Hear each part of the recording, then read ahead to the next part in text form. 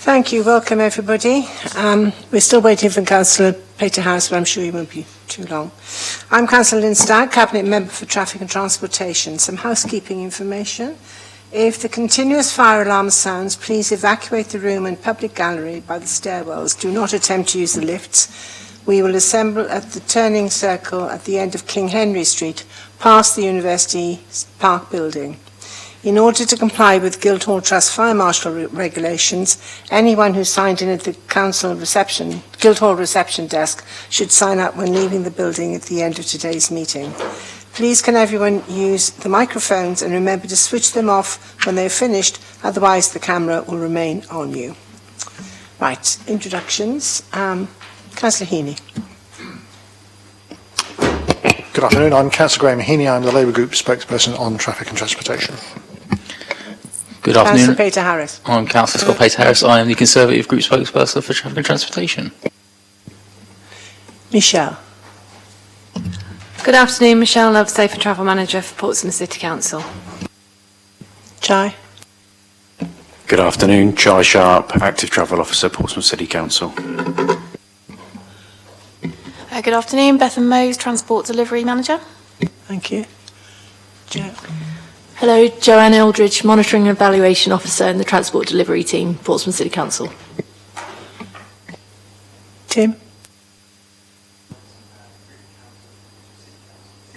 Can't hear you. Can you speak up a little bit louder? That's called on the... Hello, Tim Reynolds, Group Accountant, Portsmouth City Council. Thank you. Good afternoon, I'm Peter Shelley, I'm Transport Development Manager for Portsmouth City Council. Thank you. Felicity. Good afternoon, Felicity Tidbury, Assistant Director for Transport. And Mr Dobson. Yes, good afternoon everybody. Mike Dobson representing the Friendsville Portsmouth Association.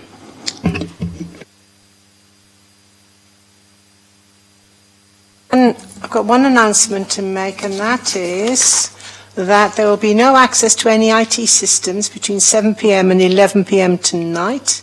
This downtime will affect internet connections and telephony from all corporate sites, as well as remote working, including staff working from home. So you've got an evening off, everybody. This downtime is necessary because our internal supplier has identified a fault that has recently been affecting our ability to provide you with a stable network connection, and urgent work needs to be carried out to rectify this. We apologise for any inconvenience this may cause. Okay. So just to clarify, yes. That means that we can't access the councillor's email system, presumably? It does indeed. Anybody who wants to access the council stuff cannot do it between 7 p.m. and 11 p.m. So we either need to finish very early and get home so you can get an hour in, or you have to leave it until after 11 p.m. tonight. Yeah, or maybe tomorrow, early morning. Thank you. I don't think we have any apologies, because the apologies we're all here. Any members' interest? Councillor Heaney. No members' interest to declare, no. Councillor Peter Harris. No interest to declare. Thank you. Right, we will go on to item... Yes, item number 3, which I think, is it you going to present this, Peter? Thank you. Thank you, Councillor Stagg. Just to give a bit of background, on 4th of April this year, Portsmouth City Council was advised that it had been offered an indicative funding allocation of up to £48.3 million towards its bus service improvement plan. That funding was conditional upon submission and implementation of a transformational enhanced partnership. Such a partnership was approved by Cabinet on the 21st of June and submitted by the 30th of June. The Department for Transport required some additional text for clarification, and once this was agreed, funding has been approved once the enhanced partnership is implemented. The report today is to seek approval for that implementation. Thank you. Thank you. Councillor Heaney. Thank you. I do have some questions, actually, because I wasn't able to attend the briefing because it was the time was changed and I was at work and couldn't do it. I'll start at the beginning of the document rather than jump around, and I'll work my way through it. I've got some pointers here that I want to ask questions of. So just to start with the recommendation, it says, notes the Department of Transport require additional text in the enhanced partnership plan and scheme. What is that, and when do we have to provide it? Peter. By? Thank you, Councillor. That was provided following the submission of the report on 30th of June. It was for clarification. For example, it required that the operators reinvest any savings they made as a result of improvements back into the local bus network. And it asked for us to explain in greater detail the reasons behind some of the report as originally written. That then went to the leader, deputy leader and portfolio holder. It didn't change anything that was previously said before, it just added our thinking behind it and made it clearer to the Department for Transport what our intentions were.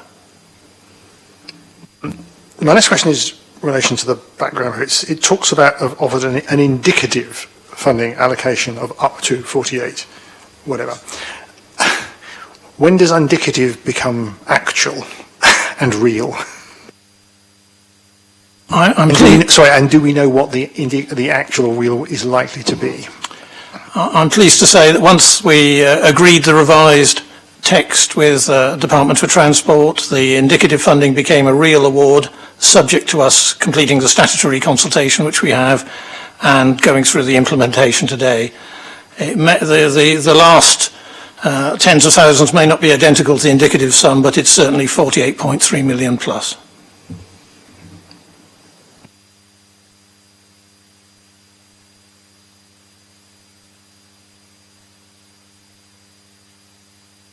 I've only got 3 or 4 questions, so I'm not going to spend hours. I've just marked them up so I can find them instead of fiddling around with a bit of paper trying to work out where they are. I'm going on to page 45, where we talk about what things are being considered for subject to funding, and we're into section A3, and there's a whole list of things there.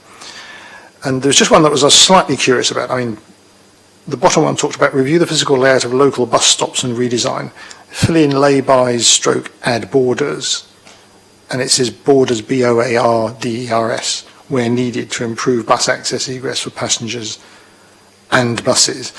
So I'm obviously aware that some bus stops, there is a sort of, essentially a lay-by type where they move into. So are we proposing to get rid of all of those, or something different, and what do you mean by borders? Because I'm assuming, are we talking about raised pavements to allow people to board more easily? Is that what is proposed? I'm not quite clear. Thank you. Happy to answer that, Councillor. It's really looking at bus stops almost on a stop-by-stop basis to see how they fit in with local parking situations. It's the geometry of the bus stop. Is it difficult for the bus to pull alongside the curb for people to easily get on and off?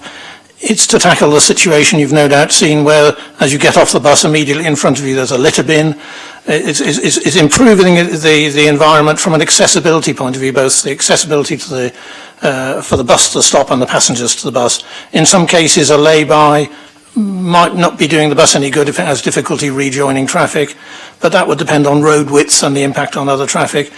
A bus border is something about the width of a parking bay, a bit like the more recently known parklets, builds the pavement out so the bus can just stop parallel to the parked cars and load passengers on and off without having to pull in and out.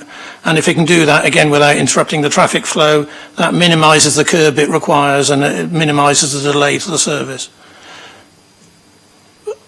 Very much stop-specific rather than a one-size-fits-all. Moving on to page 47, it talks about early, as one of the measures, early journeys on core routes from 0430 to 2300. What do we define as core routes? So again, those are the most well-used routes. So the 1, 2, 3, 7 and 8, we've started journeys this week from 4:30 in the morning. And from the new year, it'll be the Stagecoach 21 and 23 services. So it's really designed on the busiest routes to get people to work who might currently have difficulty getting to different places of employment, and extend the operating day so the buses will be starting an hour or so earlier than now. What we also have taken a decision is that we recognise that many residents live in council property across the border, if you like, so those buses will start early from Fareham, from Horndean, Clanfield and Lee Park as well. So the whole network, the busiest routes on the network, the 10-minute frequency type services will now start from 4:30 in the morning on Monday to Friday. So it's a combination of route usage plus geography. So it's not just geographical core, it's usage core as well. So it'll be a mixture of both. That's right, Councillor. That clarifies it. I now understand fully what that means.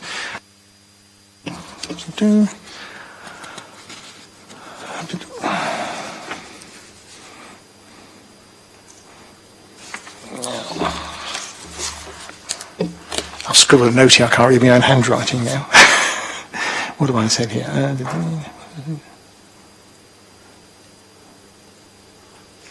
Oh yes, on page 50, under section C3 service levels, the second paragraph, it says the operators will proactively investigate the following service improvements. They will work with Portsmouth City Council to establish whether they can be delivered commercially, and if not, the level of revenue support required. Oh no, I've checked the wrong one. There was something else there. That's not the right one.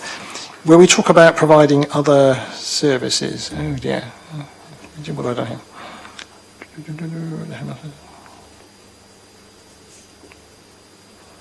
I think I marked the wrong one.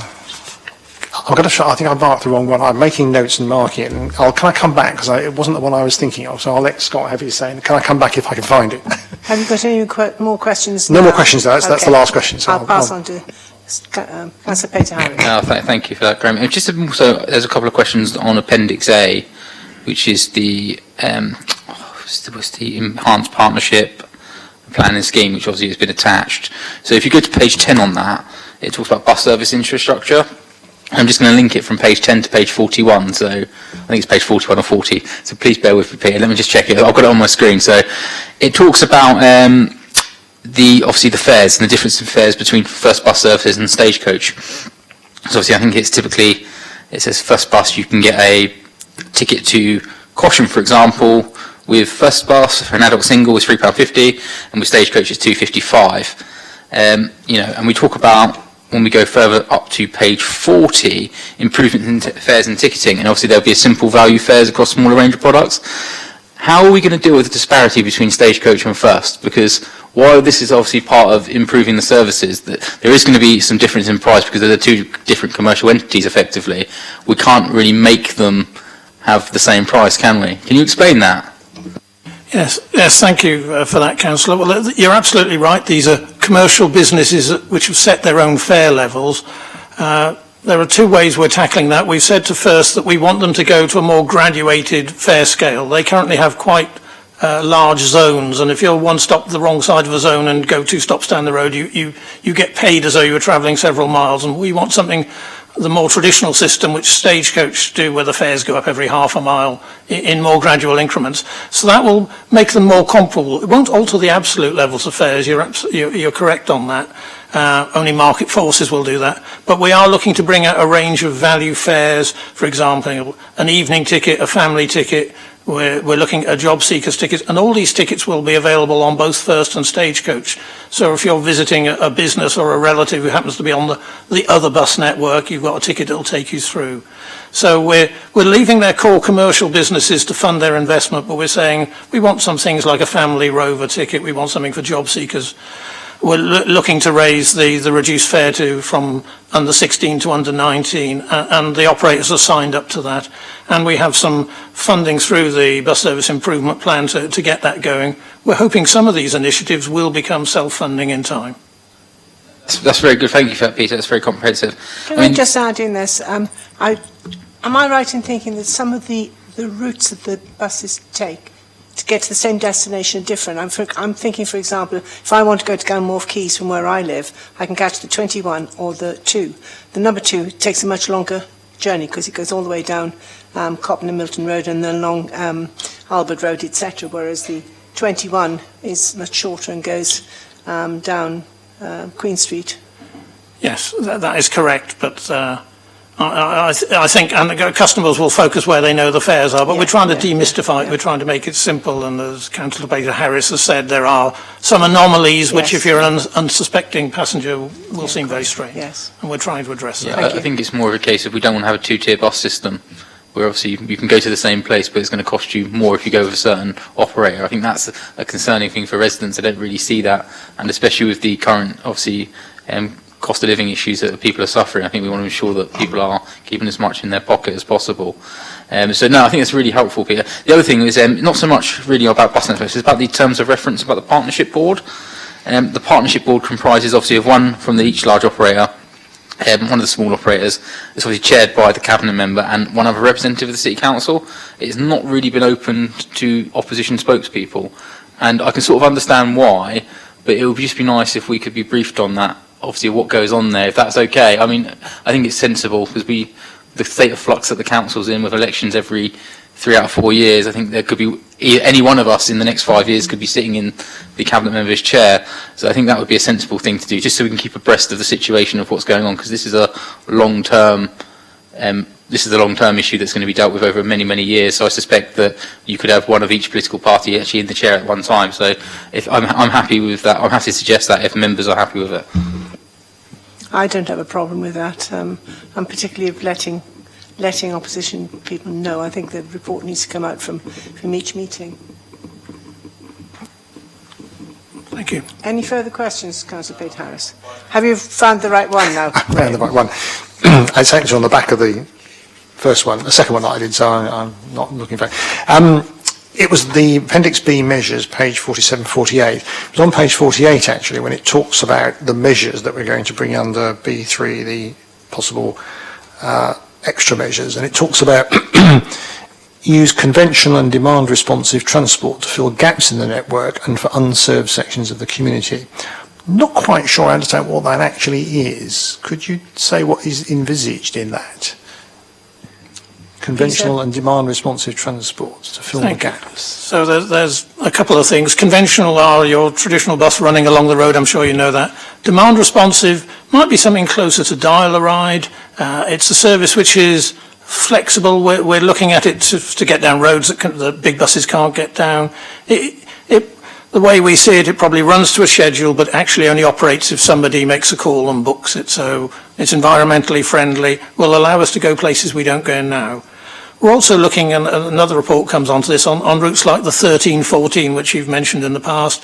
We have some money through the bus service improvement plan to say, well, could we do something better with that route? We can't replace our own money, but we could do additional journeys, additional parts of town.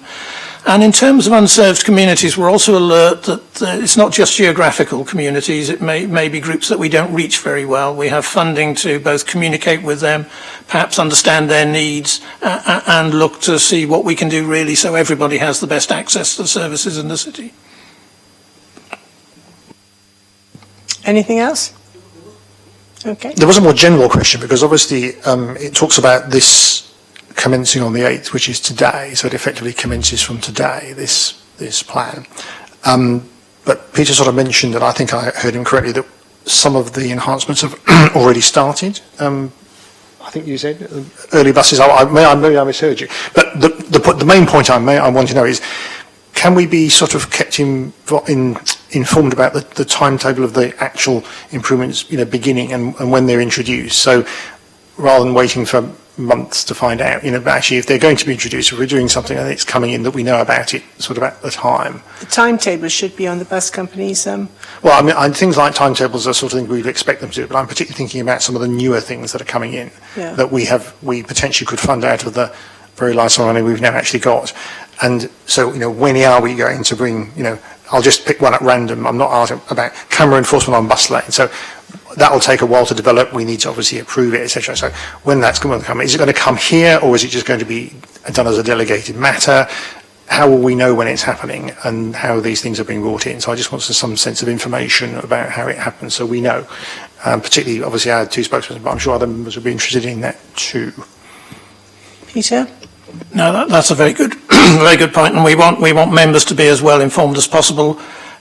You're right, we wanted to move ahead with these early morning journeys, even though we're not actually if it's approved, making the enhanced partnership till today. Everything else will be on a future timetable. There's both a programme board and a stakeholder engagement group, but I will take away to Chloe on our team who does communications and understand how best we can make sure that members are fully informed, because a lot of what's in the EP has come from members' input, so we want to keep that circle going. It's a living document. Some of the ideas won't work, some of the circumstances will change, so yes, we'll take that away and make sure we can best engage with you so that you're fully on board and contributing. Thank you, Peter. Right, come back to the recommendations. Councillor Stagg, just a quick one. Can I ask a quick question? Sorry. It's just something on buses. It's important. I mean, it's just about on the appendix I was looking at, Appendix A. It actually goes down to page 39, the requirements of existing buses and the admission standards. Am I correct in thinking that we've still got 6 buses that are on that are Euro 3 buses? Because that's what the paper says. It says we've got 2 with first and 4 with stagecoach. I was under the impression that they had all been retrofitted by now. It may be an omission. That table, I think, was back in the summer. It may be an even earlier date than now, but you're absolutely correct. All the buses running on regular services are now Euro 6. Can we just, obviously, just out for clarity, Peter, not in this meeting, I think it would be good that we all have a clarity, because I think I was under the impression that Euro 6, this table says different, and obviously it's in a published report. If we can get that updated and sent out to members, just so we can be sure that when residents ask us, are their buses, are they all compliant with the clean air zone? More so for my colleagues in the taxi trade, shall I say, that will ask me and say, why are we allowing this to happen when they have to pay, if they have a vehicle that is over. So I think it would be just good to know that as well, because it's not clear in the table where we are from what we've been told and what's in here. No, to certainly take that away. Thank you. Any more, Councillor Peter Harris? I can carry on, can I? Good, thank you. Right, back to the recommendations. I've noted the contents of the report. Noted that the additional text has already been done and approved. Approved the enhanced partnership plan and scheme, and approved the implementation of the enhanced partnership plan and scheme from today. So thank you. Thank you for the actual report as well. It's very thorough. I realise that some things have, I mean, it's an ever-changing picture, isn't it? So I know some things have been updated since this was written. So, but thank you for doing it. Lovely. Thank you. Right. Are we allowed to make a comment? Sorry, it's me. Are we allowed to make a comment? No. Well, I just wanted to say that to thank the officers for the report. It's really, I found it really interesting to read, and also I think it's really potentially quite exciting about what we could do. I mean, there were some things in here which were potentially controversial, I'm sure, but it's good to see that this is coming forward, which is why I was asking about when we can get things done, and so hopefully this will make a real impact and difference to the way buses operate in the city, and will make it easier for using buses. And now I'm qualified to have the free bus pass. I'm definitely going to be using them a lot more. Yes, I think I'd like to congratulate the whole team for actually putting in the bid as well, because obviously it was fantastically well-received bid, and I believe it was we had the most money out of any non-metropolitan or county area. Am I right? It's the second highest outside a combined mayoral area or a PTE. So that says a lot for our officers. That's probably one of the reasons why they keep getting nicked by other councils. But thank you very much. Right, on to agenda item 4, which is the Portsmouth supported bus services. Peter, I think you're doing this as well, aren't you? Thank you, Councillor Stagg. It's a slightly longer report, so it's a slightly longer introduction, if I may. Set the context. Portsmouth City Council has a statutory duty and powers under the Transport Act 1985 to consider the provision of bus services where it considers appropriate, that there is an unmet need which is not being provided by commercial bus services. The City Council currently has contracts for 5 bus services, most of which were originally due to be renewed in December 2020. But at that time, the pandemic had significantly reduced the number of people using the buses, and bus services were relying on funding from central government and local transport authorities, including Portsmouth City Council. This funding has enabled the bus industry to survive, but central government funding has been in a series of short-term funding tranches, creating uncertainty. At the decision day on 28th of July, Contract extension was approved till the 31st of July 2023, as the situation was expected to have stabilised by then, allowing an effective procurement process to be undertaken. Central government funding was due to end in September 2022, and the results of the Department for Transport required network review, which required funding for weekday journeys on the 13th and 14th, were due to be known. In the event, government funding through the bus recovery grant was extended to March 2023, and this report reflects that whilst giving time for an effective procurement process. This report seeks approval to further extend the contracts for these from 31st of July 2023 to 28th of October 2023. Approval is also sought to re-tender the existing contracts and to secure any necessary local bus services following the ending of government bus recovery grant in March 2023. It also seeks approval to provide improvements to supported services using funding from the Bus Service Improvement Plan, reflecting surveys of users. A paper will be brought back to a Traffic and Transportation Committee meeting following completion of the procurement process and to recommend awards. That paper will also deal with any short-term procurements following the cessation of the bus recovery grant in March 2023. Thank you. Thank you, Peter. Councillor Peter Harris, any questions? Yeah, thank you. Comments? Just a couple of questions, and then I'll just do a couple of comments as well. So, am I correct in, Peter, in believing this is the third time that we've extended this contract? Actually, no, this is the fourth time that we've done it 3 times before. I think, yes, you're absolutely right. There's a table showing 4 extensions on page 3, page 77 of the report. And originally it was due to be renewed in December 2020, and with the pandemic going on and all the external funding, that wasn't considered appropriate. We've tried to get back out to market as soon as possible, but in discussions with procurement, it was felt that we wouldn't get a realistic response from a range of operators. So the plan now is, by that extension, we can engage more widely, give all the operators a fair chance to bid and get the best value for the citizens of Portsmouth. Absolutely. I understand that obviously this has been a significant issue in getting it out to tender again. And so I'm never comfortable when there's waivers being given time after time. I always think it's comfortable to have an open tender process, but I understand the need for it for the effectiveness and cost. And I'm just going to come on to the element of cost because the report actually states that there'll be more money drawn down from the parking reserve, I believe. I think of about £41,000 potentially. Does that take into account the inflationary pressures that potentially could be coming down the line? It does, yes. So it's 51,000, but you're right. 51,000, yes. Sorry. It doesn't actually, I mean, it states inflationary pressures in the report when they are given the extension, but it doesn't actually state it in the actual financial comments. So it's just a bit unsure whether that is included as well. Yes, it includes an uplift, a contract uplift from the period from July through till October. No, thank you. That's only a bit of clarity on that. And the only comment I really have on it is so much is obviously I know that it's been extended 4 times. I think this should be the last time that we take this step. I really believe that extending again doesn't send the right message. I think we should be as pragmatic as possible as we have been, but also I think we need to get a bit stronger in our relationship with the bus companies, because I think at the moment in this relationship they seem to be the one that gets everything they want and we don't get everything that we wish. So I think there is a case for us to be strong with them and actually go out to tender and actually show that we can actually get other people that want to operate the service, because I think there is almost a monopoly of First Bus.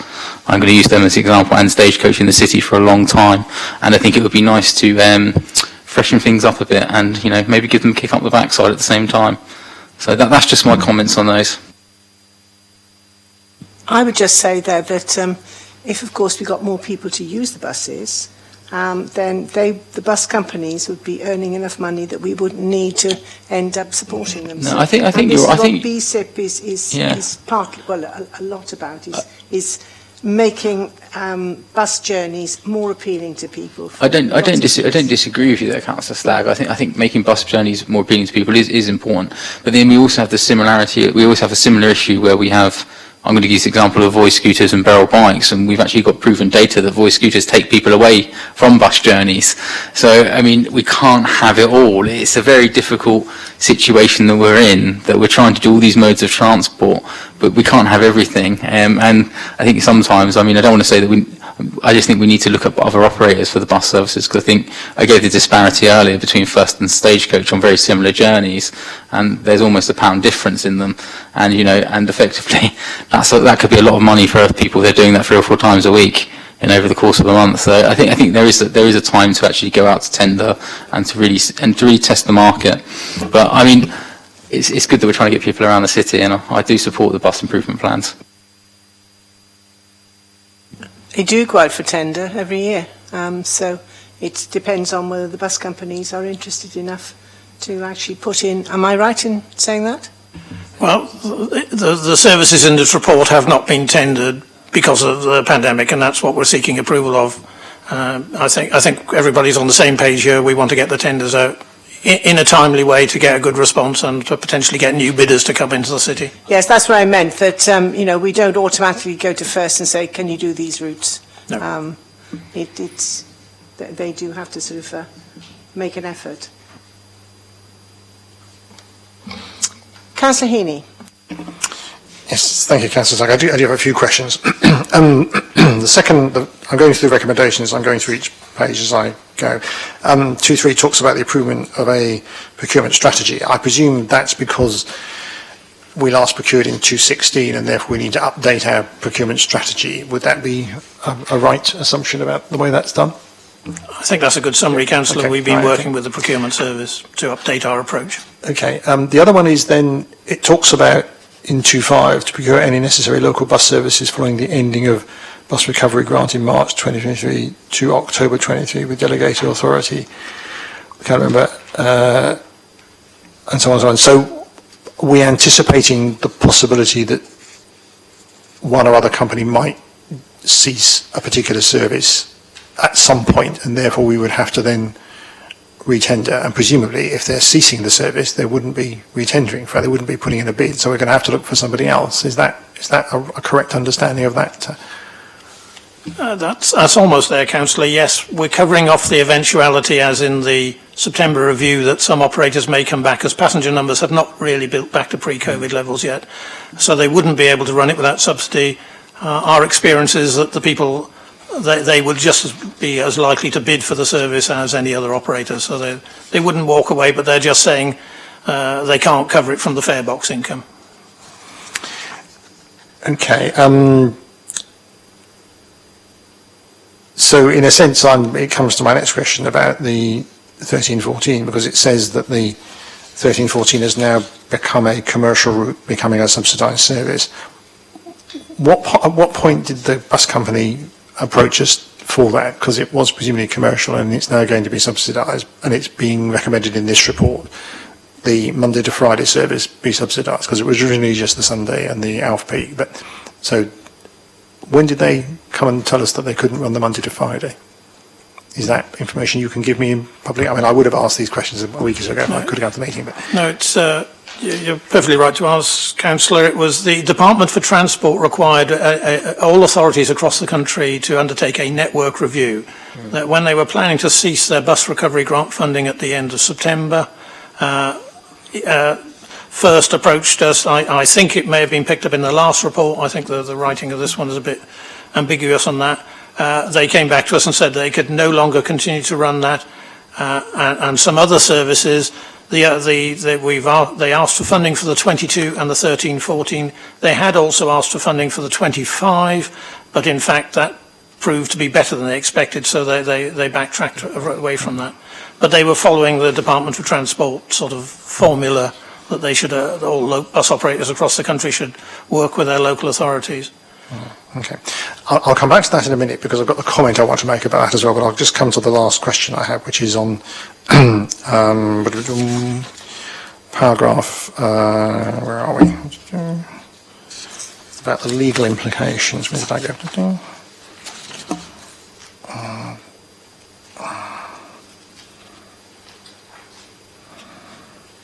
we talk about, I've lost the section, it's where we talk about the fact that we'll be potentially up for challenge because we haven't done the procurement exercise. So who might challenge us? Who are we worried about a legal challenge from about this? That's 8.4, Councillor. 8.5. Sorry, yes.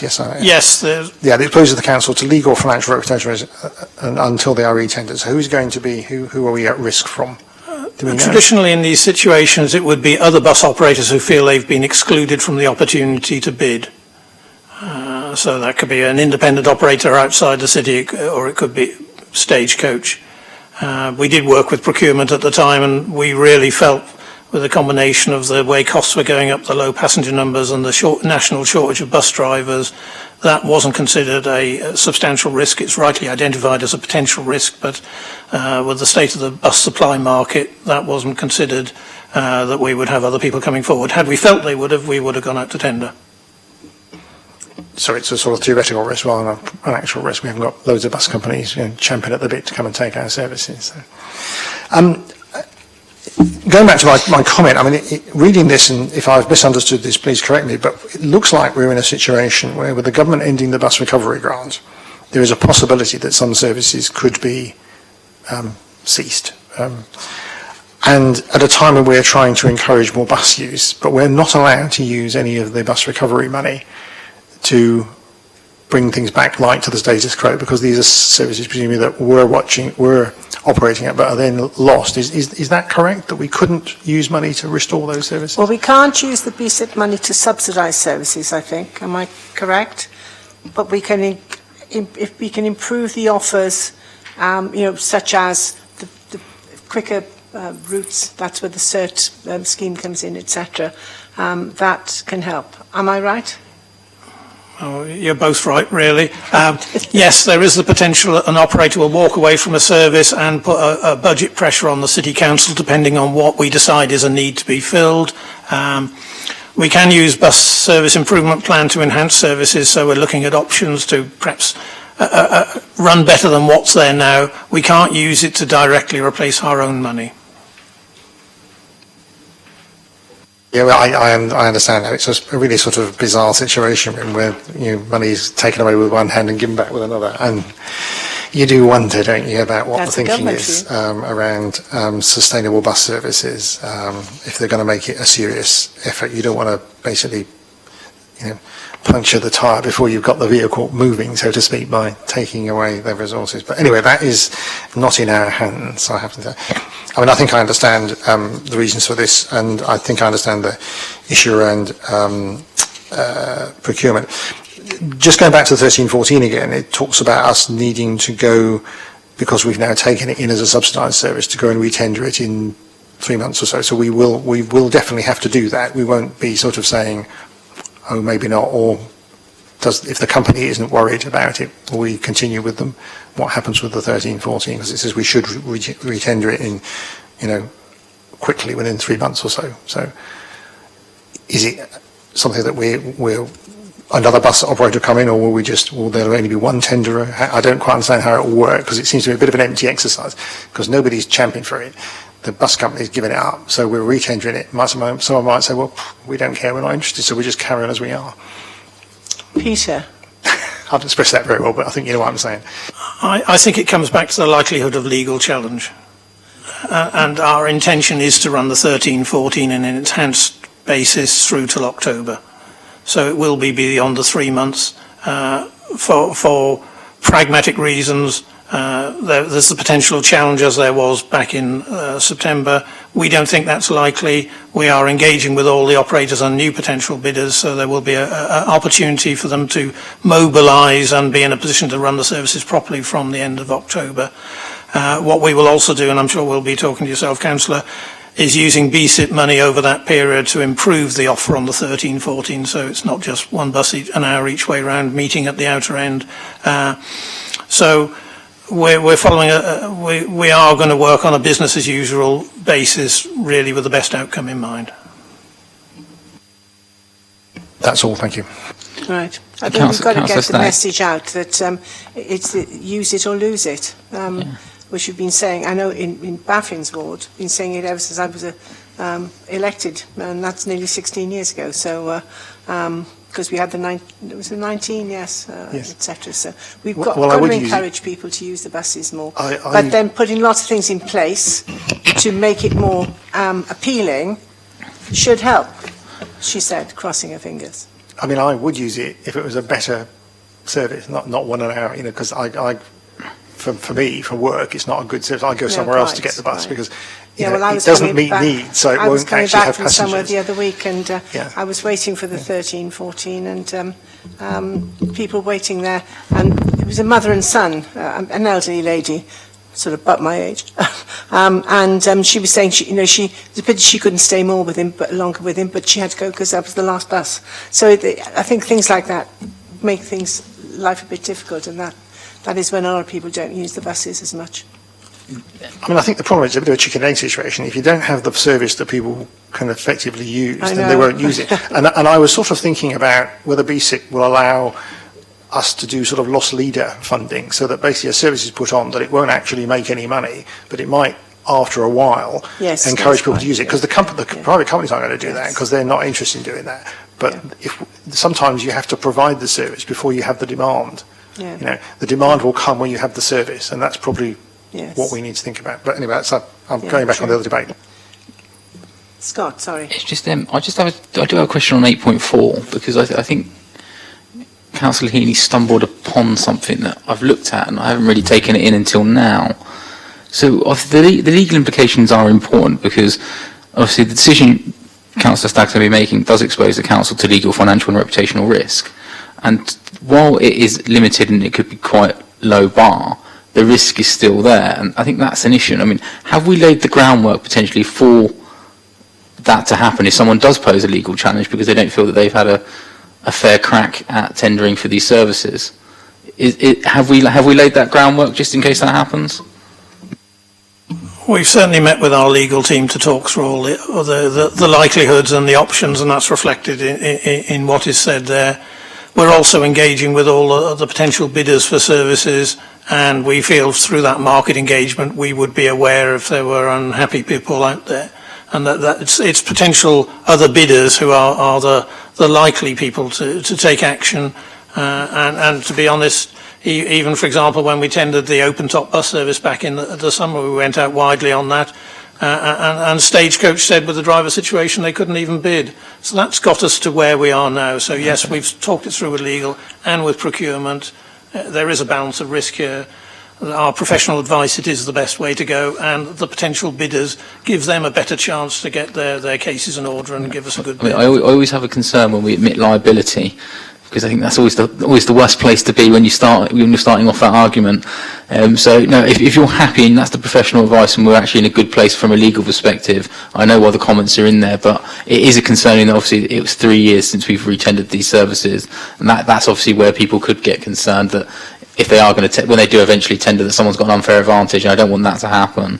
I want to ensure that everyone's got a level playing field. So I'm going to stick to my advice earlier that I believe that we, as soon as we can after this period of extension, please don't bring this back, and please go for a retender, Peter. I'll be actually very happy for that, and that would be my advice anyway. That's our intention, Councillor. Thank you. I don't think we've noticed hordes of bus companies coming in to tender for bus routes that are very poorly subscribed to. You never know. I don't think, anyway. Am I right? We're going to try and change that situation to get wider interest. Yes. Lovely, thank you. Can I just come, I don't want to labour the point too much, but it is quite an interesting one. I assumed from the answer that I've been given that effectively what would happen is we don't tender the service. We are told we should do within 3 months, but we won't tender the service unless someone comes in and makes a request and challenges, and then we'll do it. Is that what we're tending to do to mitigate the risk? And does that effectively mitigate the risk, or should we at least do a tender exercise, even if it proves to be one where we put it out and nobody says anything and the status quo remains? Well, Well, the procurement advice we have is the reverse of that. There is a danger if we went out now that first, as the incumbent operator with the staff and vehicles in place, would be the only bidder. And then we might find ourselves not having a fair market exploration and not getting a good deal for residents. So our intention, having spoken to legal and procurement, is to run through, to start a tender exercise early in the new year, so there's a long enough time. So if it's an out-of-city operator that needs 6 months to get the drivers locally or to buy in the buses, that will start running relatively early in the new year, and to get the best results for the residents and have the new services in place from the end of October. Because a tender exercise would require us to give them a reasonable period to operate. We couldn't just say a tiny period. We'd have to give them a reasonable period, presumably to be a tender exercise. So I understand that point from what procurement is saying now. I understand the points being made, yeah. Any more from either of you? Sure? Right. I'll go through this whole list here, right? So I'm approving extending the current supported bus service contract on the 31st of July 2023 to the 28th of October. Note that waiver approval will need to be sought from procurement and legal services in respect to the proposed extensions, and that's already been done, hasn't it, Peter? Approves the development and implementation by the transport services supported by procurement and legal services for procurement strategy to re-tender the bus contracts. That's in hand, right? Approves the use of Portsmouth bus service improvement plan expenditure to enhance services 13, 14 and 25. The 25 is proving a very successful route. Procure any necessary local bus services following the extending of bus recovery grant in March 2023 with delegated authority to the Director of Regeneration consultation with the Cabinet Member for Traffic and Transportation. Notes that a paper will be brought back to a Traffic and Transportation Cabinet meeting following the completion of the procurement process to re-tender the contracts and recommend awards. This paper would also deal with any short-term procurements following the cessation of bus recovery grant in March 2023. So I think we've got every angle covered, haven't we? That's the intention. Yes, lovely. Thank you, Peter.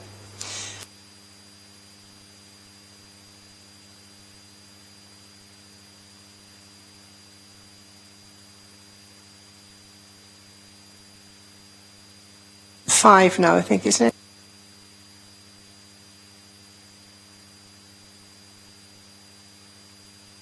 Oh, sorry, I'm talking myself. I'm right, I'll go through that again. Right, it's Shipwrights Way, and Chai, I think you're going to be introducing that. Yes. So this report is on the Traffic Regulation Order 4322 for Shipwrights Way. Shipwrights Way is a 50-mile long-distance path linking Alice Holt Forest to Portsmouth Historic Dockyard. It passes through Old Portsmouth. This route, it provides a key link to existing facilities on Pier Road and Whitehard Road for those walking, wheeling and scooting. We're looking to improve the area around the Square Tower. A number of different improvements were considered when looking at this, and particularly this looks to improve Battery Row and Broad Street. We had a statutory 21-day consultation under TRO 4322 that took place between the 3rd of March 22 and the 23rd of March 22. During this time, we received one objection, which is inside this report, and there was a consultation response from the authority to them.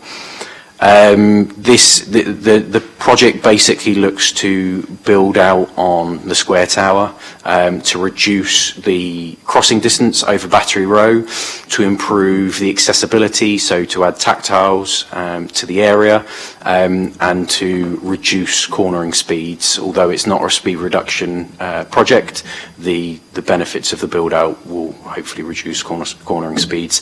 It also does not remove any parking that is currently existing, because parking is very constrained in that area, and it looks to move the bus stop away from the existing to make a bus border so that you can board the bus and leave off the road. Lovely, thank you, Chai. No problem. Mr. Dobson, would you like to do your deputation now? Thank you, Madam Chair, councillors, ladies and gentlemen. I'm representing the Friends of Old Portsmouth Association, or FUPA, a community organisation founded in 1949 to represent the views of the residents of Old Portsmouth. Currently we have 274 households members, constituting approximately 350 adults. On behalf of the residents and with the authority of the committee, in March I submitted the comments that in Appendix B of the report are presented as being the objection from a single resident. 14 references to FUPA were changed to resident or we, and FUPA is referred to as the objector, rather than correctly placing on the public record that these comments are from a residents' association. This is misleading and discourteous. To be blunt, it's insulting to the local community. FUPA agrees that something needs to be done. The council has been procrastinating since 2011 about the Shipwrights Way, and the Old Portsmouth section remains incomplete, despite all other sections having been completed by 2016. In Old Portsmouth, the route exists only on the map. The disadvantages of the council's proposed solution are: drivers who intentionally speed will not be deterred by narrowing on the bend and may regard it as a welcome challenge to their driving skills.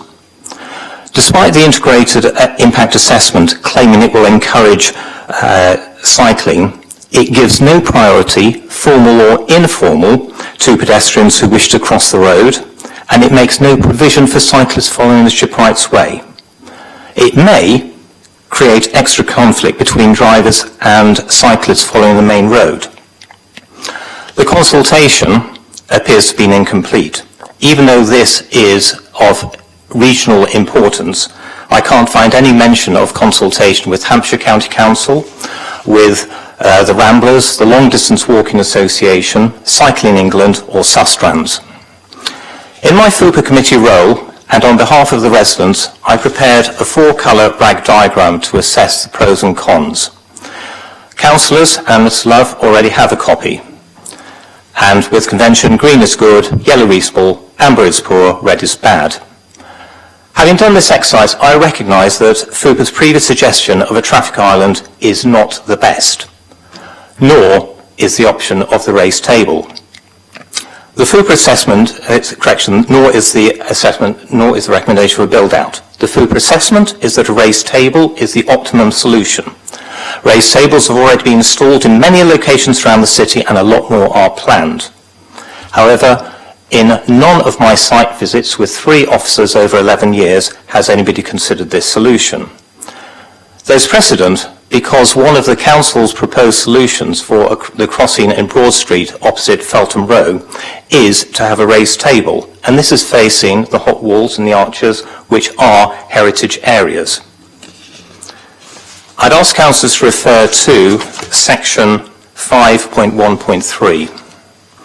There it says that speed humps and traffic islands were ultimately ruled out due to conservation requirements.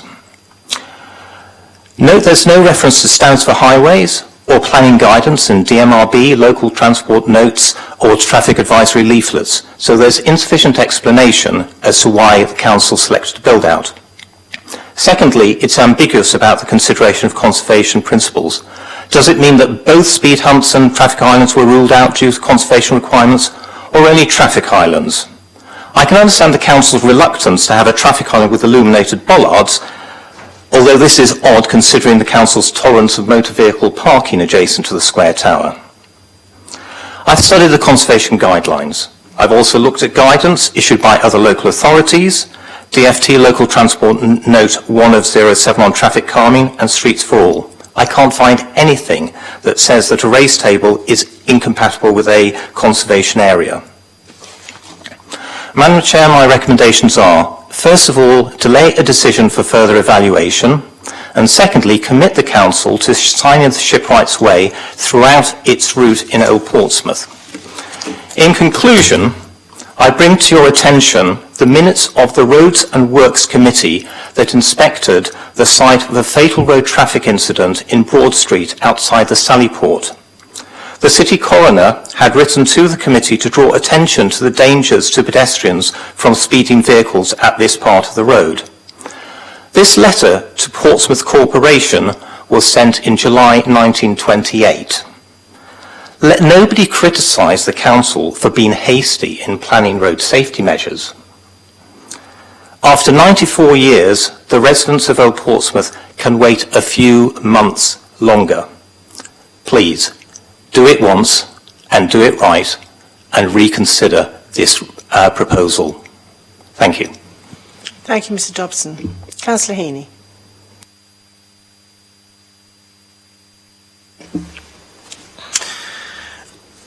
Well, thank Mr Dobson for his deputation, and obviously it's an area that I'm only sort of familiar with as a visitor rather than as a resident, so I obviously am listening carefully to what he has said. I've also been looking at the report. I noticed that the 21-day consultation actually took place in March of this year, and we're now in December. So I'm wondering what the delay was in getting this item to the decision meeting was. That's the first question. Chai or Michelle, have you got an answer for that? Thank you, Councillor Stagg. The delay was due to 2 members of staff leaving the team in a relatively short space of time, and we had to recruit additional members of staff and then redistribute the workloads that they had left behind. So that's the reason for the delay. And presumably it's difficult. I mean, I can imagine going into a position that some work has been done on, difficult to pick up that and run. Yes, there was obviously a period of time where the officers had to become acclimatised to their roles and to pick up the projects and to learn the historical background. That did feed into the timescale. Once it had been allocated to Chai, he did pick it up very quickly and progress as quickly as possible with it. Thank you. Okay, thank you. Yes. I must admit I found difficulty in sort of interpreting the diagram because it seemed very small, and I wasn't quite clear that I could get a picture in my mind of what this actually would look like when it was finished. I mean, the description is there, but it's very difficult to get an image of what you think it's going to be. It might have been helpful if we'd had a bit more of a description, well, something that could have maybe made it a bit clearer. So I'm unclear what this will actually look like when it's finished. I've also got a reference to a question that was posed in the deputation and the response that was given, which talks about the need for safe crossings. It says, unfortunately, the space available does not allow for a marked road crossing refuge. I'm not quite sure where that is referred to, where it means, but it says the most popular place to cross is opposite Feltham Row, and this is the favoured location for an engineered crossing point, which is outside the scope of this project. Also outside of the scope of the map, because I don't know where they're referring to.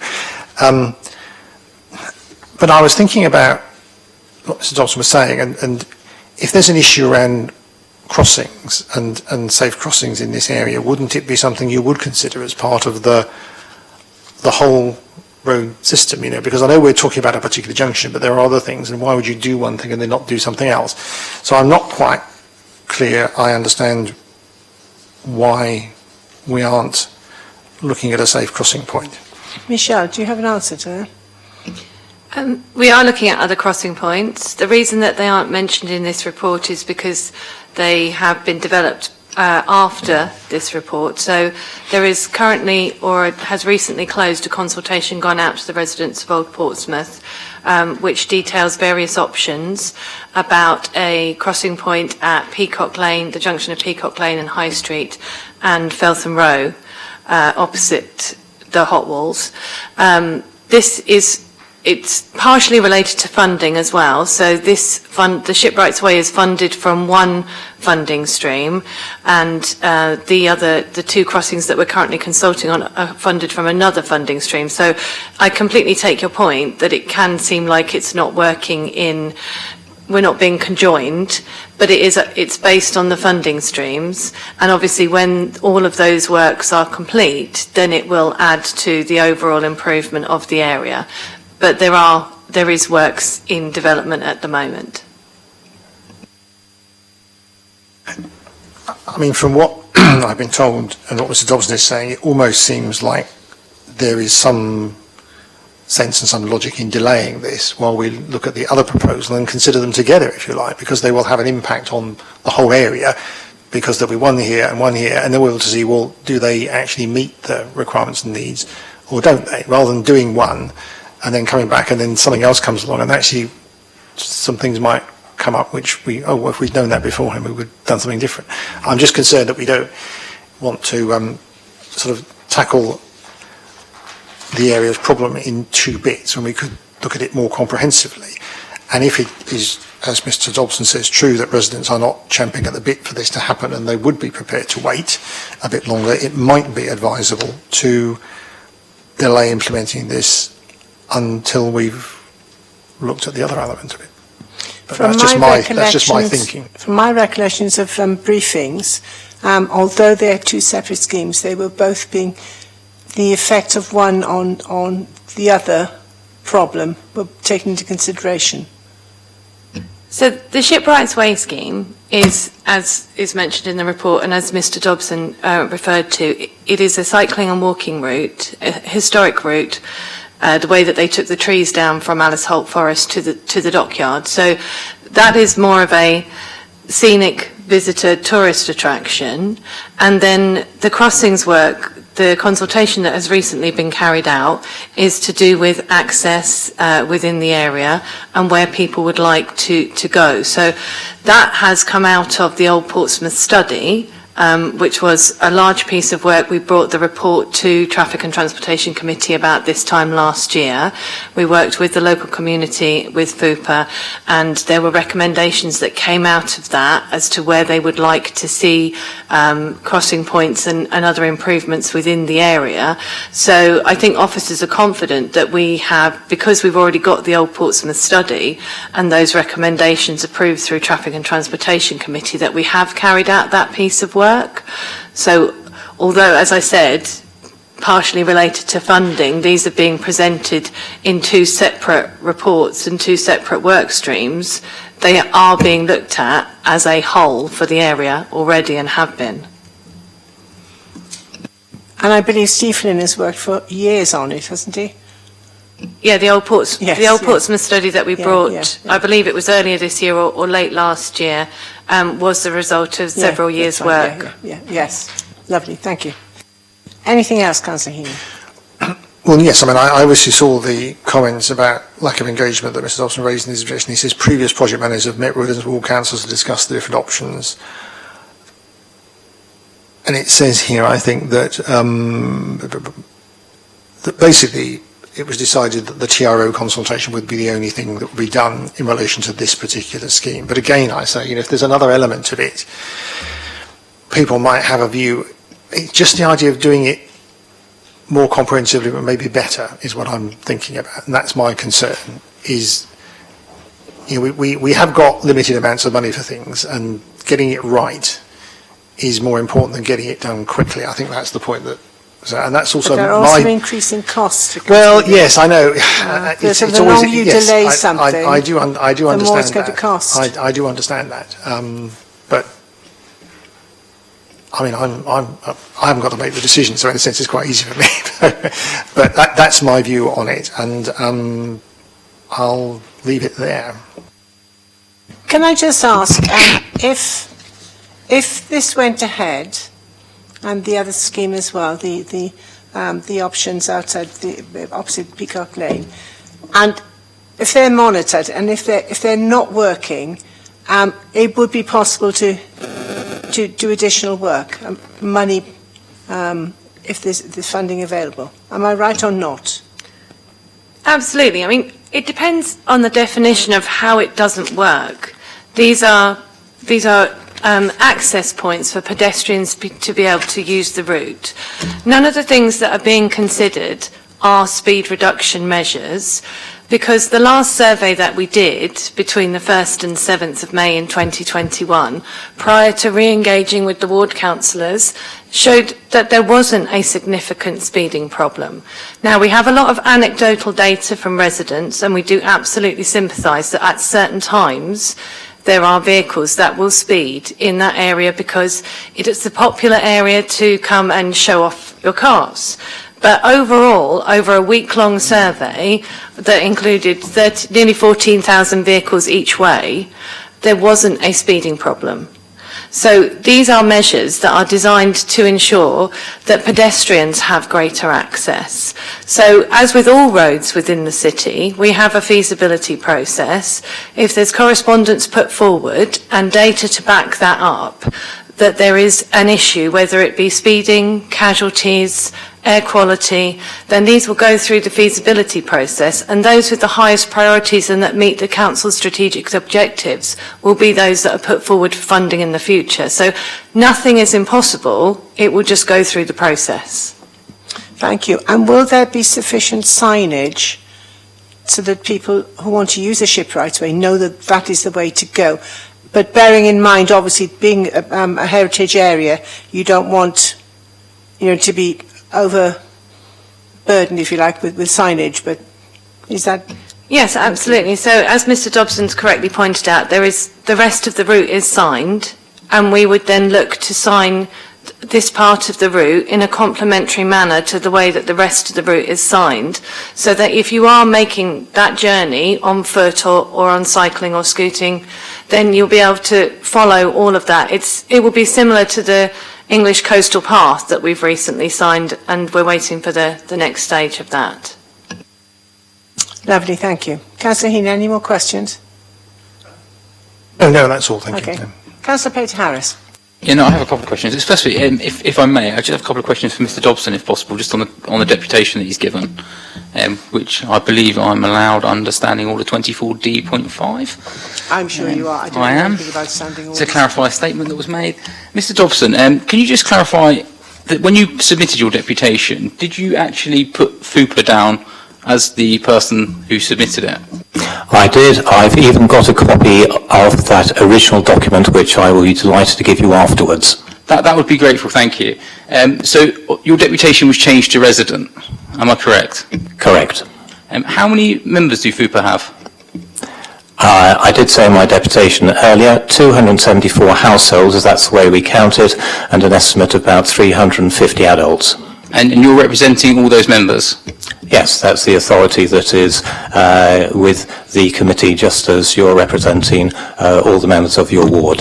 Thank you, Mr. Dobson. Just want that, I'm glad I've got that clarity. Appendix B, effectively, is extremely misleading to members and to members of the public, because Appendix B looks like one resident, and I'll be honest, when I read this report, I generally thought that's one very informed resident. Well, it clearly is one very informed resident on the behalf of 300 odd residents, so I think, to me, I have an issue with that in terms of the report, because I don't believe that information is fair or correct, especially from openness and transparency. I think that's an issue. And I think Mr. Dobson's raised several questions that haven't been answered in his deputation. And I'm just going to go back and have a look. You've got the sixth question, the lack of information on design constraints. So what direction was given? What conservation principles were applied? What can we provide traffic calming? What were considered on the bend? I don't think these questions have been answered nor settled.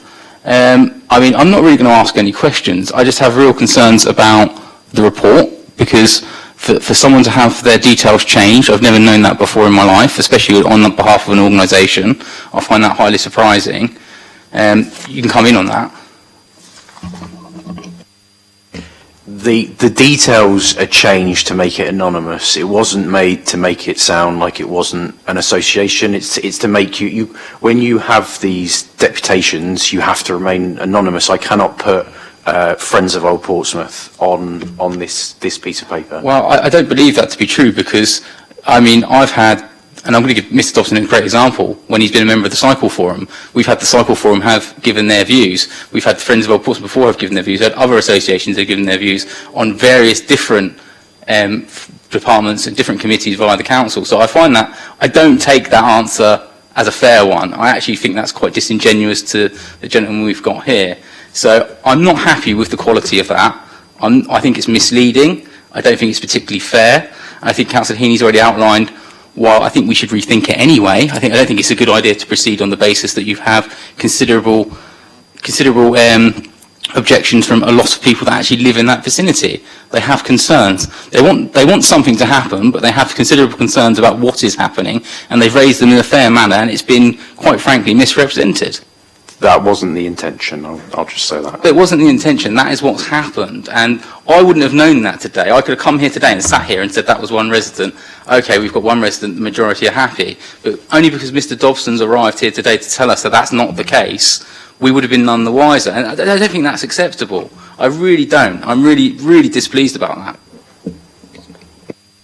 We will check with Democratic Services, Councillor Pater-Harris, and ensure that if the title of the organisation was allowed in the report, then we will ensure that that is known. With every report, they are read through by our legal department. Obviously, comments are added, finance department, and go through briefing and Democratic Services. If there has been an error there, and when we can confirm that, we will obviously then retract that, make the necessary information known. Well, I think it's extremely misleading, and I think in the manner of openness, honesty and transparency, I don't think that's acceptable. I really don't, and if I don't raise it now, I'm not going to raise it at all, and it's not fair on you, Chair, either, because would you have known that? I mean, I didn't know that. Well, I do know Mr Dobson. I've known Mr Dobson for 16 years, so I know his association with and I have to admit, I just took it to be FUPA, but that Mr Dobson was writing it on behalf of FUPA. But that's just me personally, because of my own personal knowledge. It does change the context of the report, and definitely the level of objection, because if it's the numbers of an association of the members, it's not just one person, it's much more than one person.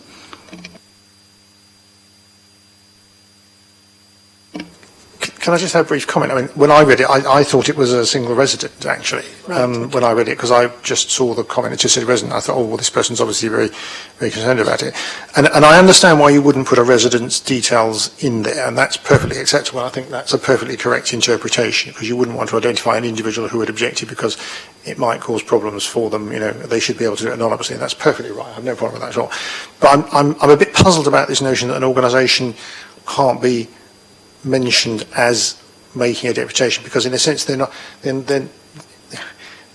a person in the same sort of sense. It doesn't identify an individual, and if it is a group, it also makes a bit of a difference if if the group is representing and somebody is representing on their behalf, as Mr Dobson has done today as a deputation, but someone will compile it maybe on behalf of a group and send it in their own name. They're not doing it as themselves, as a quote resident, they don't have the group. So you don't have to mention them, but you also probably have to give the people making the decision. And if I was making the decision, I would have been misled that it was not a group. I would like to have known it was a group done on behalf of a group, because that would change the nature of the objection. It's not just a single person; it's a group of people who have concerns. So it just slightly changes the view. So I just think it just needs a bit of clarification. If we can clarify that. I think Democratic Services and Legal have obviously missed this one, and Chai has not been given the right sort of information. So. And I'm not trying to blame an individual today for that. I understand why the interpretation was made, but I just think we need some clarification about that. Have you got any other comments, Councillor Pater-Harris? I haven't. I'm just extremely displeased by the nature of the report, effectively, because it's misleading. Right, but you've got no other questions? Okay, thank you. Any other comments from Michelle or Jai? As I said, we will check with Democratic Services. Is it possible I could ask a question to Mr Dobson? Yeah, sure. So obviously, with this in mind, how many of the members of FUPA responded to you in order to be able to draw up this response so that we can then reflect it accurately? We don't consult on every single thing. We produce monthly minutes, which are there for all members, in fact for all members of the public, because they go on the notice board outside the corner shop directly opposite the cathedral. So, and at AGMs, every committee member is re-elected and gets effectively it's a vote of confidence. So, because I have been in this post for about 10 years, I would say that the membership do trust me in my layperson's knowledge of the matters and also my ability to represent these to the council. Thank you. So there was no actual consultation, there was no other responses from FUPA apart from you as a representative of the committee putting forward what you felt the society's views were? I think actually that's rather misleading because discussed at a committee, it's also gone in those minutes and it's also been discussed with ward councillors. It is as good a sharing of information as is reasonable. Okay, thank you very much. Am I right in thinking the ward councillors are in favour of this being accepted? Because I haven't actually spoken to them about it. That's correct, Councillor Stagg. We started engagement with the ward councillors in June 2021.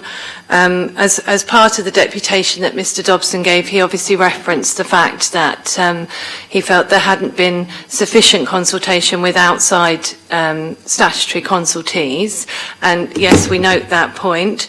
I can give the reason for that, and that was because when we met with the ward councillors, they decided the scope of the consultation for the scheme, and the decision was made that because there was already quite a large degree of prior knowledge, and because the design was the one that met all of the requirements that we were given by both ward councillors and obviously to fulfil the objective of the scheme, that the scope of the consultation would be the TRO.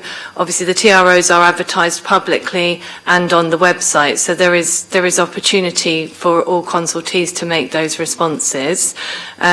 With reference to that, if this scheme is approved, obviously we will then send the designs to all of the Sustrans and Hampshire County Council, etc.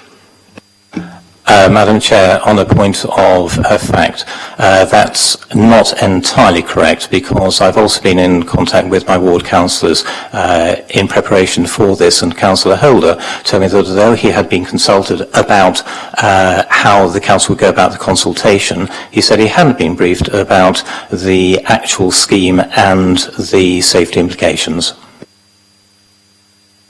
Councillor Holder wasn't a member of the council at that time when we started having those meetings. He hasn't to date said that he hasn't requested a briefing, but we certainly will provide one for him. Excuse me, Chair. Chair, I must mention that when we had our briefings, I did ask, had all three ward councillors been briefed on this, and I was given the answer yes, and that's clearly not the case with what I've just been told.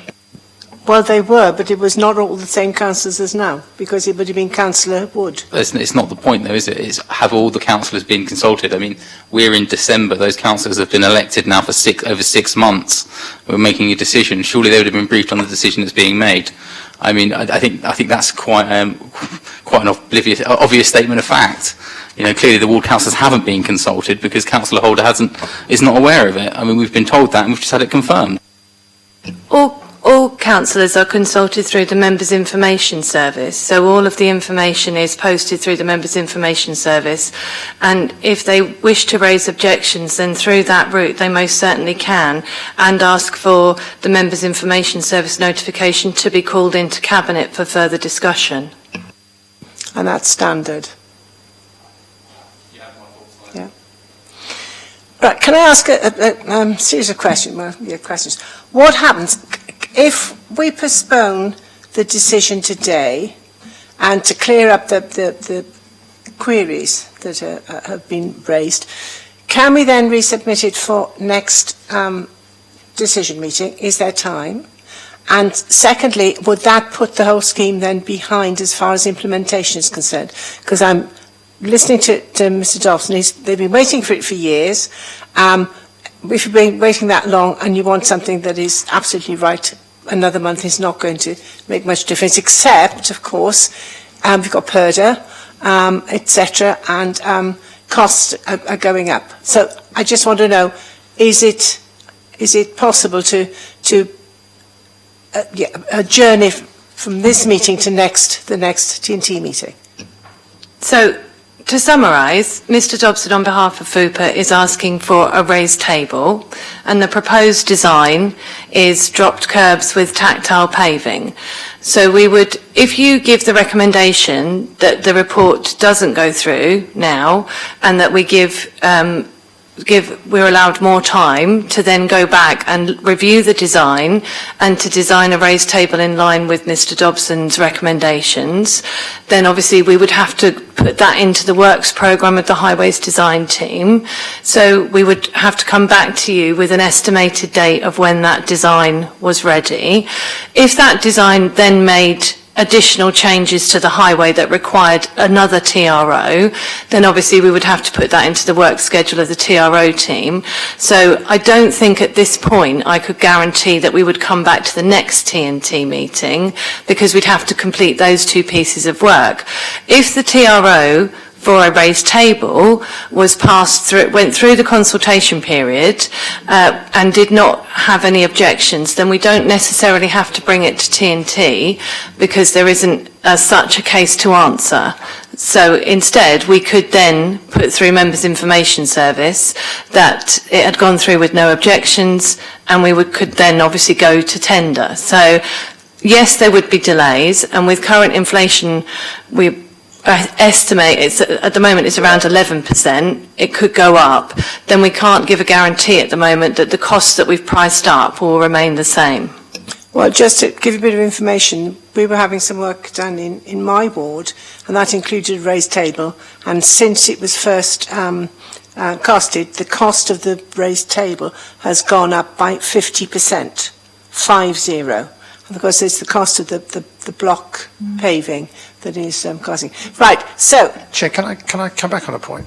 Can I just note? Let me just finish this. So, if I say I would go ahead with this, but all the various questions, such as the ones about the residents as opposed to FUPA being sort of sorted out and made public, because if that is the case, it needs to be made public. But also, I forgot what I was going to say now. Yes. So and then it's monitored.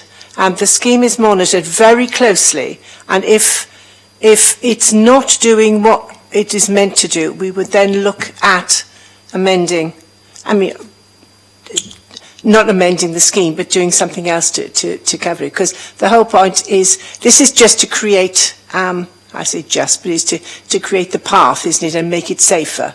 But it's not about reducing speed as such. It's not as the raised tables are outside. The possibility of raised tables outside Peacock Lane. Am I right? Yes. So this is to improve access. Yes. So alongside those schemes that, as you've mentioned, that are potentially raised tables at Feltham Row and at Peacock Lane, as part of the monitoring and evaluation, we would then carry out another speed set, because the speed, we have to separate the speed concerns from Shipwright's Way, because Shipwright's Way is not intended to, it may have an impact on speed, but it's not a speed reduction scheme.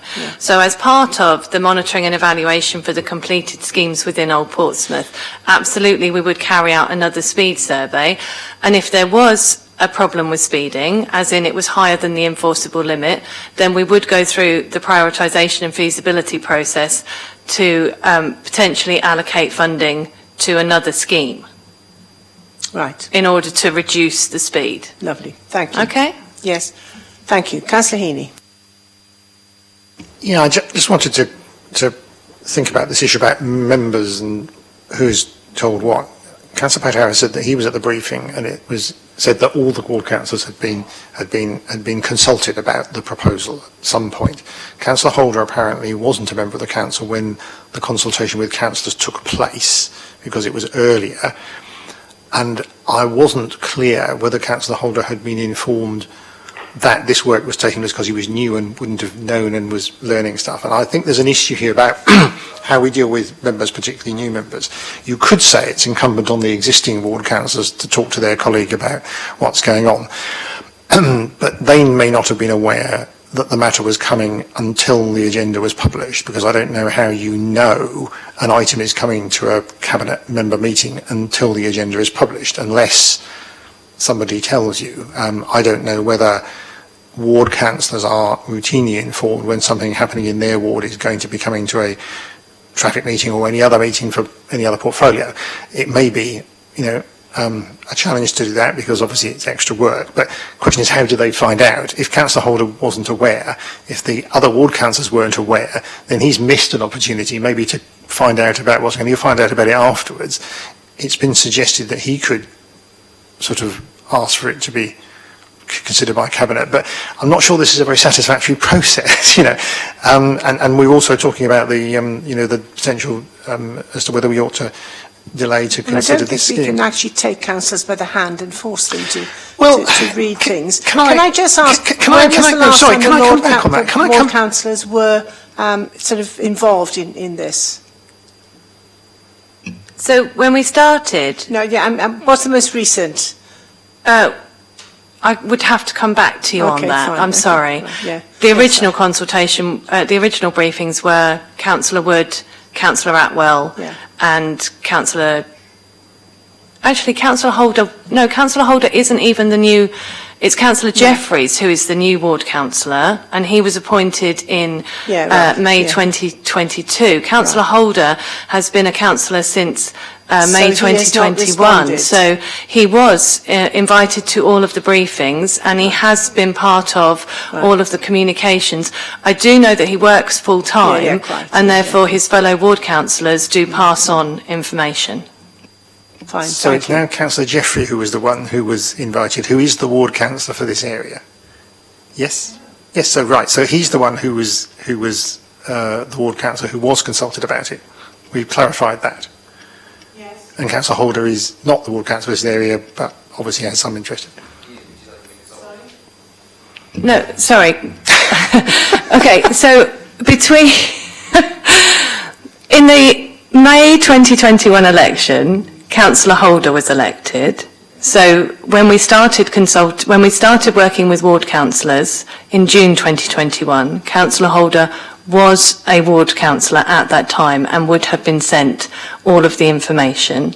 And in the May 2022 election, it was Councillor Jeffreys that was elected because Councillor Wood didn't stand. So then, from then on, as I said, all of the TRO consultations are all published on members' information services.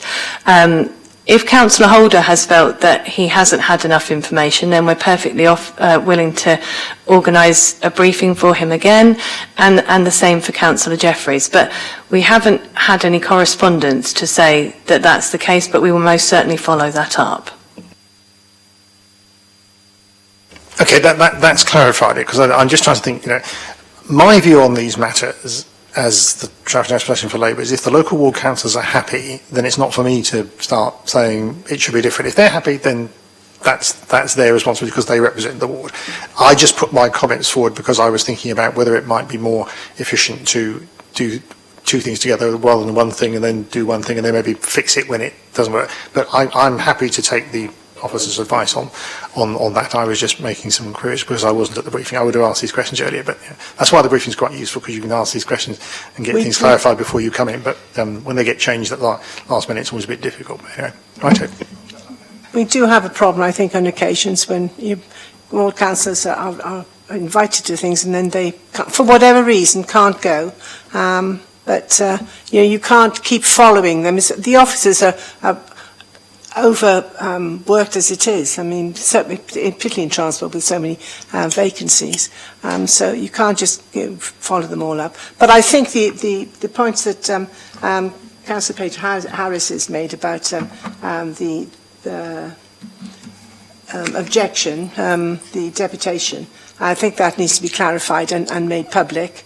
And I think the ward councillors need to be not taken to task, but sort of informed anyway of what's going on. And I'm of a mind to say to go ahead with this, but very careful, close monitoring afterwards to make sure that what is intended is happening. And also Mr Dobson, for you to be kept in the loop for what's going on outside the Peacock Lane, because you see that the two do work together.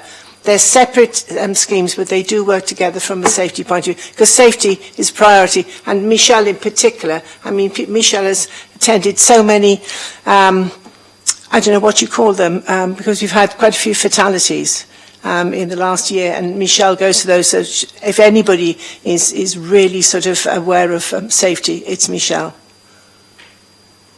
So if I say I'm happy, I'm content at the present time to accept the recommendations, but with those caveats that the wording or the report from Mr. Dobson, the deputation, is clarified that it is from FUPA, and that all the other things are sort of investigated.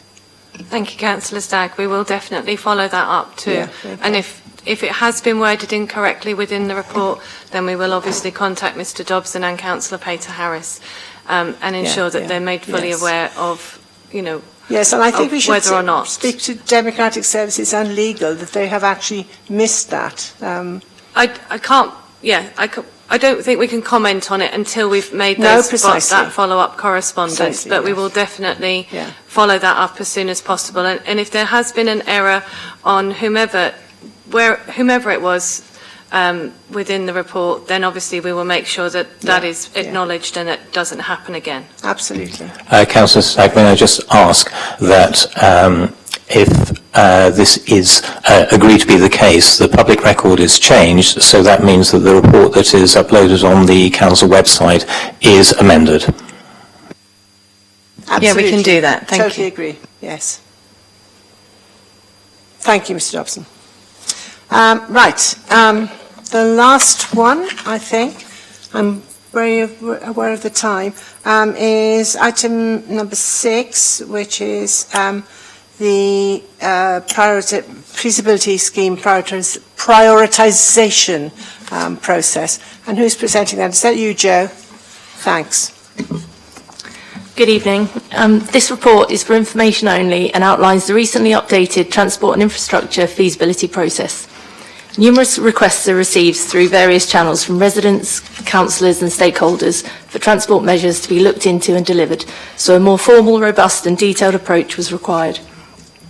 All requests received are added to a detailed list to then be reviewed and scored against the Portsmouth Transport Strategy strategic objectives to contribute to the Portsmouth Transport Strategy vision, and resources are focused as such. Consideration is also given to other factors such as safety improvements and linkages to other schemes to be delivered. Undertaking feasibility work will provide more certainty over what can be achieved from the data gathered, the outlined design options and the cost estimates produced. It should be noted that where proposals are approved to progress to feasibility, this is neither a commitment to deliver the scheme nor to fund the delivery of works. Upon completion of feasibility work, the prioritised scheme proposals can then be taken forward either through future internal capital bidding rounds or opportunities for external funding. A mailbox has been created to receive requests from residents with the email address which is included in the report, which is transportfeasibilityrequests@portsmouthcc.gov.uk, or there is now a slightly shorter email address of transportrequests@portsmouthcc.gov.uk. And we're also in the process of making this available online. We're preparing a page for the website to summarise the process, and it will include a link to the email address so that we can receive requests from residents. Thank you. Thank you, Joe. Councillor Pater Harris. Yeah, no, I think this is a welcomed report, Chair. I mean, we spoke about this, I think, quite a few times now, myself, yourself and Councillor Heaney. I just want to say thank you to Bethan and Joe for bringing the report, because it's really good. And, I think it's something that we've needed to do for a long time to actually ensure that there's transparency around how requests come in, how they're categorised, what's the score, how they're reviewed, and then the funding request. So I think there's now a method that can be shared with members as well. I think that's important. What I am keen to see, though, if possible, for example, the feasibility scheme list, when that gets updated, I think it's going to get updated regularly. So could that be sent out to members as well? I think because I'm quite happy, obviously, if it's come to the opposition spokesperson and we can cascade it to our groups. I think that's a sensible way to do it. And so obviously it keeps it very much within our power and within our remit. But I like it. It's a good report. I think it's a good way of working as well, to ensure that obviously there are schemes that do go ahead, we can actually pinpoint them, or for example the schemes that don't go ahead for whatever reason because of funding issues, well actually we can't do it this year but we may be able to do it next year, so it gives a good idea of the journey that the council's going on, especially when I think one of the big issues, Councillor Stagger, I don't know if you would agree, is I think we do a lot of change here but we don't actually take people on the journey enough. And I think that's important about if we can actually prove to people where we're going and why we're doing it. And, I really welcome it. It's a really good report. So, I'm really, really grateful. So thank you. Thank you. Councillor Heaney. Yes, thank you. I mean, I welcome the report as well, and we've had a very useful briefing with all three of us where officers went through some of the issues. It's really useful to see that. And we have to recognise that these issues about requests from members, requests from the public are a living thing, and they change, and they may well change depending on what comes in, and that's good to know. And I think residents also, it gives us the tools to say to residents, actually, we know how the process works, and we see how it changes, and to be able to say to them, well, actually, something could come in later. You were in the earlier list, but something coming later was more urgent. It's proved because we've done the necessary work, and it helps in explaining why things happen, when things happen, and it helps us to do our job in that respect. I mean, I'm assuming we're using this sort of like as of now. I mean, what I also think is important when we do reports, and this is a sort of observation, is that we sort of not put every single detail in, but actually basically show our homework, how we've got to the decision, and that we don't just say, well, there's a recommendation to do this and this, but we actually show how we got there, and so it actually demonstrates to the public transparently how we've gotten there. So we may actually show when the report was written, this was what the current priority list looked like. It probably after the report's finished, and it might change. But at the time the decision was made, it was made on that basis because that was the information we had, and that was appropriate. And then it means we can justify it really clearly. So yeah, that's all I will say. As it's getting late, I'll shut up now and let everyone go. Yes, I think it's a great idea. I mean, and I think it covers a lot of things as well, because we have so many requests now. Michelle has masses of requests for speed surveys, etc. And then obviously there are things like clusters of accidents in particular places. So all those things then can actually be given a weighting.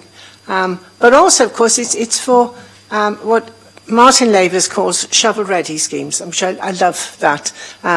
So that if so much of transport relies on bidding for funding from outside, and if you've got a very good bid, you get the money. But that depends on having a pretty good idea of a scheme before you actually send it in. So having feasibility of any particular scheme, you've got an idea, and then take it forward. That gives you a head start, because I think that's one of the reasons we've won so much money this year, isn't it? Because doing these bids takes forever and a day, and they're not easy. But having the bones of something, and then you can add the meat to it later. So it covers a whole load of things, and I think it's definitely the way to go. So, yes, thank you, Joe. Very good. And I think that's it, is it? Thank you all for your time, and I'm sorry it's quite late. Can we go back to a 4 o'clock meeting from now on, please? Thank you. Have a nice evening, everybody. Now the new teaching block's coming in, it'll probably be possible, yeah. But it's just that. Pardon? Now the new teaching block is coming in January, it'll probably be possible. I'm checking my timetable. It's just people like Peter